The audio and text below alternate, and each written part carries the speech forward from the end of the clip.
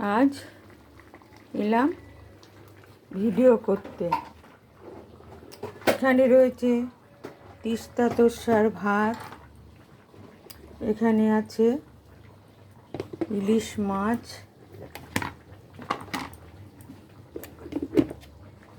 কাল রান্না করেছিলাম, একটু রেখে দিয়েছিলাম। আজ আমার যা আসবে, শিকার বর এসছে, শিকা আজকে চলে যাবে, আমি ওদের জন্য রেখে দিয়েছি, আমার বড় মেয়ের জন্য রেখেছি। এখানে করেছি ইলিশ মাছের মাথা দিয়ে পুঁই শাকের তরকারি। পুঁই, আলু, কুমড়ো, পাঁচফোড়ন, শুকনো লঙ্কার মধ্যে ভেজে কষিয়ে জল দিয়ে ফুটিয়ে যখন মাখা মাখা হয়েছে তখন ইলিশ মাছটা ভেজে তারপর ইলিশ মাছটা ভেজে দিয়ে দিয়েছি।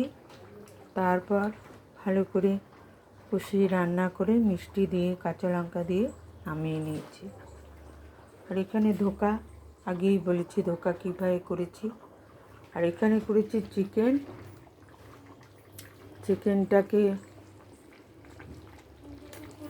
মেখে রেখে আলু, পেঁয়াজ, আদা, রসুন বাটা দিয়ে মাংসটাকে কষিয়ে আলুটাকে আগে ভেজে নিয়েছি।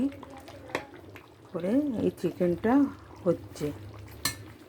চিকেন রান্না সবচেয়ে সোজা, তবে আমি অনেক রকম করে চিকেন করি। আর এখানে রয়েছে সুমুইয়ের পায়েস।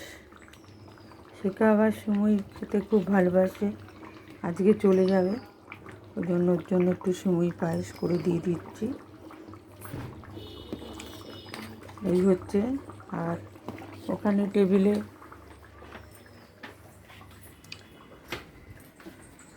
রয়েছে ভাত, পোলাও, ছানার পনির পেসিন্দা তো ভাজা হবে। এই হচ্ছে আজকের রান্না।